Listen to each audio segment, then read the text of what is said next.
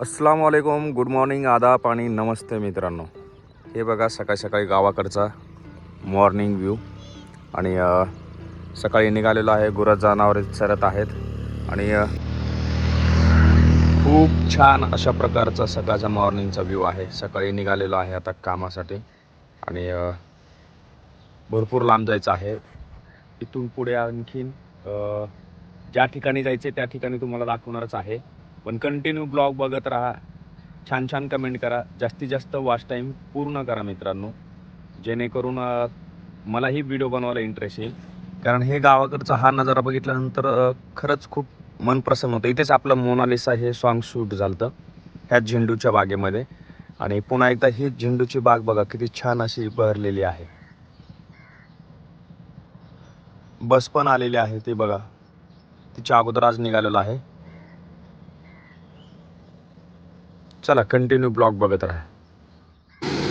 तर मित्रांनो, आपण आता हे जुनं सेकंड कॉम्प्रेसर ह्या फ्रीजला बसवतो डीप फ्रीजला.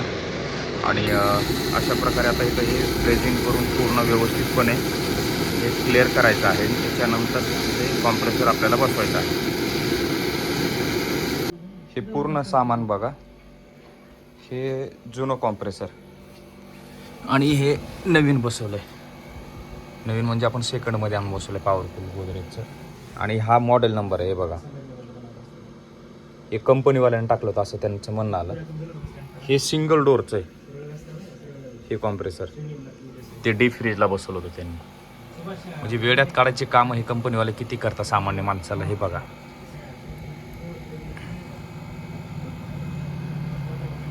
पूर्ण हिट झालेलं आहे आणि रिझल्ट आलेला आहे. कूलिंग सुरू झालेली आहे. खूप आजचं फिरणं आणि काम खूप हे झालेलं आहे. पण काम आहे, शेवटी काम राहावंच लागणार आहे. आणि ज्या ठिकाणी आता आलेलं आहे, कुटी म्हणून गाव आहे, त्या गावात आलेलो आहे. आणि ते दुकान आहे जे तुम्ही बघू शकता, हे किराणा दुकान, ते तिकडे ते काका आहे.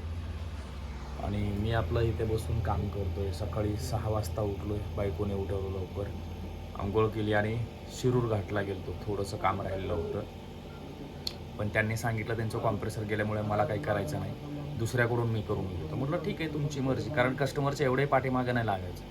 माझं काम कसं आहे, मी कुठल्या पद्धतीने करतोय की एखादं काम आपण करतोय प्रामाणिकपणे, ते काम करण्याची जबाबदारी आपण घ्यायची.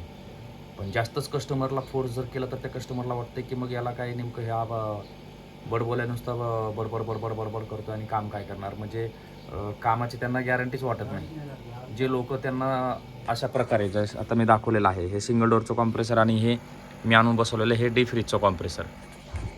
ह्या बाबांनी सेकंड कॉम्प्रेसरचं आमचं ठरलं होतं, त्यांचं काम मी आता केलेलं आहे. तसे ठगेगिरी करणारे लोक त्या लोकांना आवडतात.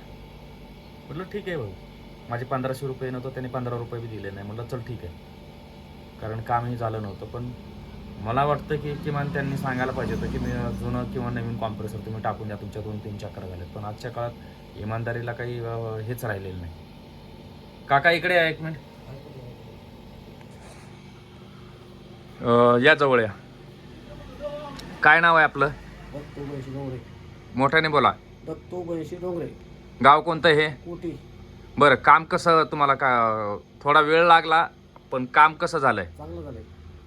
हे सिंगल डोअरचं कॉम्प्रेसर होतं, बरोबर ना? हो कंपनीवाल्याने फसवलं होतं नवीन फ्रीज आणल्याच. हो. मग आता हे कॉम्प्रेसर मी आणलेलं आहे, उघडून बघा फ्रीज थंड झालंय का? हा,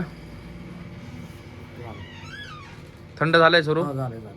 कशी वाटली कामाची क्वालिटी? चांगली वाटली सध्या. सध्या नाही, सध्या तर चांगलीच म्हणावं लागेल ना. याच्यामध्ये सगळ्यात महत्त्वाचं काय आहे, तुम्हाला स्टॅपलायझर, आता मी तुमची रेकॉर्डिंग करून घेतली, हा स्टॅपलायझर तुम्हाला बसवावं लागणार. हा स्टॅपलायझर जर नाही बसवलं तर त्याच्यामध्ये माझं कुठल्याही प्रकारचा वॉरंटीचा रोल राहणार नाही. हां, तर हे काका होते आणि त्यांचं आता फ्रीजचं आपण काम घेतलेलं होतं. हे फायनली रिझल्ट आपल्या हातात आलेला आहे. आणि कूलिंगसुद्धा सुरू झालेली. मला एकच सांगायचं आहे, प्रामाणिकपणेला कुठं ना कुठं तुम्ही थारा दिला पाहिजे.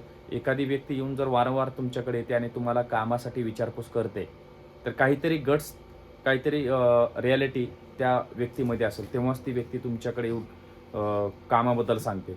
मग हे कंपनीकडून करून घेतो, ह्याच्याकडून करून घेतो आणि दुसऱ्याकडून करून घेतो. भाऊ तू तुझा कुणाकुणी करून घे, मला काही घेणं देणं नाही. मला जेवढं योग्य वाटतं तेवढं कस्टमरला वाचवण्यासाठी, त्यांचे 10 रुपये वाचवण्यासाठी मी प्रयत्न करत असतो. तुमचे 10 रुपये वाचले का बाबा? नवीन कॉम्प्रेसरचे किती सांगितले होते तुम्हाला? 8 8.5 सांगितले. आणि कितीमध्ये करून दिलंय मी हे? 4 किती हजार वाचले तुमचे? 4.5 वाजले. आता हे नवीन कॉम्प्रेसर आल्यासारखं झालं का नाही? हो, सध्या आता आहे नवीन, पण आता टिकतं किती दिवस त्याच्यावर अवलंबून आहे. नाही, आपण गॅरंटी दिलेली आहे ना तुम्हाला. जुन्या कॉम्प्रेसरची कोणी गॅरंटी देत नाही, त्याच्यामुळे बिंदास राहा. काकांचा स्वभाव एकदम भोळा भाबडा असा स्वभाव आहे. एवढे भोळे बाबडे नाहीत, व्यवहारामध्ये चतुर आहेत. पण विषय असा आहे की हे फ्रीज दाखवतो तुम्हाला. त्यांना कसं आहे, आता जुनी माणसं थोडंफार चमत्काराशिवाय नमस्कार नाही. हे जे दिसतं ना तुम्हाला व्हाईट व्हाईट, हे पूर्ण कूलिंग झालेलं आहे. हे बघा, हे पूर्ण हे कूलिंगचं हे पट्टा आलेलं आहे. हे इकडे पण, हा हे बघा, हे थंड. हा कामाचा रिझल्ट आहे आपल्या. आणि सांगायचं एवढंच होतं की फक्त प्रामाणिकपणा, ते दुसरं काही नाही. आपण ज्या प्रामाणिकपणे काम घेतलं होतं त्या प्रामाणिकपणे काम त्यांचं क्लिअर केलेलं आहे. आणि त्याचीच पावती म्हणून बाबांनी चहा मागवलेला आहे. तर आता चहा पिणार आहोत. आणि शेवटी आता इथून पुढे जायचं आहे आनंदगाव सारणीला. तिथे पण आपले गायकवाड बंधू आपले वाट बघतायत. त्यांना पण स्टॅपलायझर तिथं जाऊन द्यायचं. जे तुम्हाला गेल्या व्हिडिओमध्ये तुम्ही पाहिलं होतं की विदाऊट स्टॅपलायझर यूज डिफ्रीज केल्यामुळे काय प्रॉब्लेम झाला होता, ह्या सगळ्या गोष्टी मी तुम्हाला त्या व्हिडिओमध्ये सांगितलेल्या आहेत. आता ह्या व्हिडिओमध्ये एकच सांगतोय, जास्तीत जास्त सपोर्ट करा, लाईक करा, शेअर करा, कमेंट करा. आणि नवीन असाल तर please please please please subscribe करा. फुल वॉच व्हिडिओ करा मित्रांनो. जसं की तुम्हाला माहीतच आहे, घराचं काम सुरू आहे, अर्ध्यामध्येच काम थांबलेलं आहे. सपोर्ट म्हणून मी जास्त काय नाही, एक हक्क आहे माझ्याकडं तुमच्यासाठी. आणि त्या हक्कानेच मी तुम्हाला विनंती करतोय. माझी एवढी मोठी 18,500 लोकांची फॅमिली आहे. त्याच्यामधून जर एक व्हिडिओ जर तुम्ही जर फुल वॉच केला तर कुठे ना कुठे मला सपोर्ट होईल. त्यामुळे फुल वॉच करा. असाच सपोर्ट, असाच प्रेम आपलं राहू द्या. धन्यवाद.